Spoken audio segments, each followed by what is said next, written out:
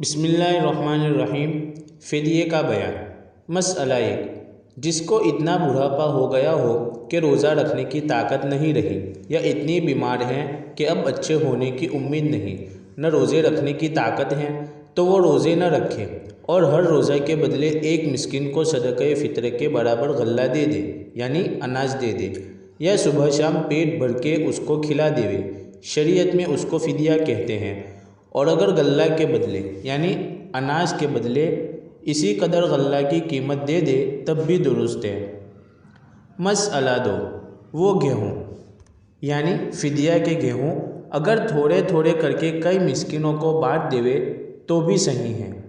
مسئلہ 3، پھر اگر کبھی طاقت آ گئی یا بیماری سے اچھی ہو گئی تو سب روزے قضا رکھنے پڑیں گے، اور جو فدیہ دیا ہے اس کا ثواب الگ ملے گا۔ مسئلہ 4، کسی کے ذمے کئی روزے قضا تھے اور مرتے وقت وصیت کر گئی کہ میرے روزوں کے بدلے فدیہ دے دینا، تو اس کے مال میں سے اس کا ولی فدیہ دے دے۔ ولی یعنی سرپرست۔ اور کفن دفن اور قرض ادا کر کے جتنا مال بچے اس کی 1/3 میں سے اگر سب فدیہ نکل آئے تو دینا واجب ہوگا، اور اگر سب فدیہ نہ نکلے تو جس قدر نکلے اس قدر دے دیا جائے۔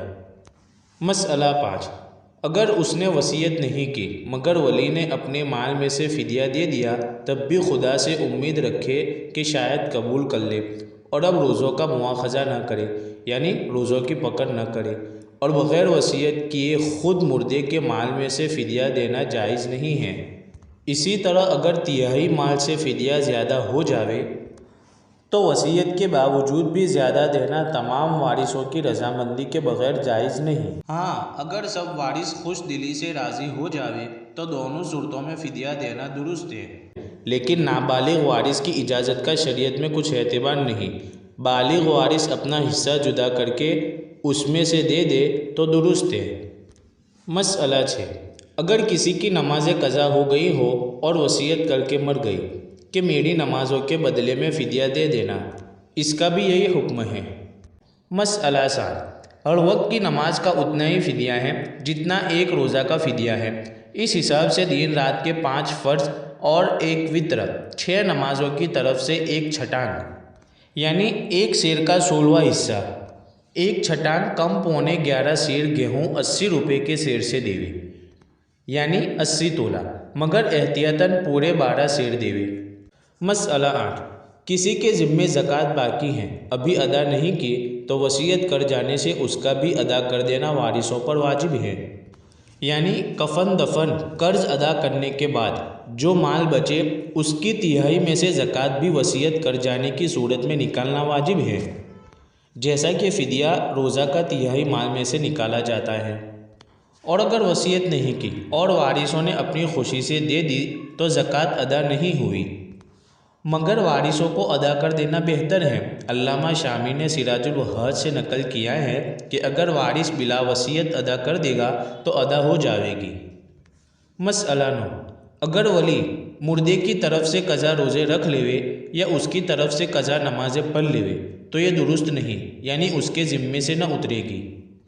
مسئلہ 10، بے وجہ رمضان کا روزہ چھوڑ دینا درست نہیں اور بڑا گناہ ہے۔ یہ نہ سمجھے کہ اس کے بدلے 1 روزہ قضا رکھ لوں گی، کیونکہ حدیث شریف میں آیا ہے کہ رمضان کے 1 روزے کے بدلے میں اگر سال بھر برابر روزے رکھتی رہے تب بھی اتنا ثواب نہ ملے گا جتنا رمضان میں 1 روزے کا ثواب ملتا ہے۔ مسئلہ 11، اگر کسی نے بدبختی سے روزہ نہ رکھا تو اور لوگوں کے سامنے نہ کچھ کھائے نہ پیے، نہ یہ ظاہر کرے کہ آج میرا روزہ نہیں ہے، اس لیے کہ گناہ کر کے اس کو ظاہر کرنا بھی گناہ ہے۔ اگر سب سے کہہ دے گی تو دوہرا گناہ ہوگا، یعنی ڈبل گناہ ہوگا، ایک تو روزہ نہ رکھنے کا، دوسرا گناہ ظاہر کرنے کا۔ یہ جو مشہور ہے کہ خدا کی چوری نہیں تو بندے کی کیا چوری، یہ غلط بات ہے، بلکہ جو کسی مجبوری سے روزہ نہ رکھے اس کو بھی مناسب ہے کہ سب کے روبرو نہ کھاوے، یعنی سب کے سامنے نہ کھاوے۔ مسئلہ 12، جب لڑکا یا لڑکی روزہ رکھنے کے لائق ہو جاوے تو ان کو بھی روزہ کا حکم کرے، اور جب 10 برس کی عمر ہو جاوے تو مار کر روزہ رکھاوے، اگر سارے روزے نہ رکھ سکے تو جتنے رکھ سکے رکھاوے۔ مسئلہ 13، اگر نابالغ لڑکا لڑکی روزہ رکھ کے توڑ ڈالے تو اس کی قضا نہ رکھاوے، البتہ اگر نماز کی نیت کر کے توڑ دے تو اس کو دہراوے۔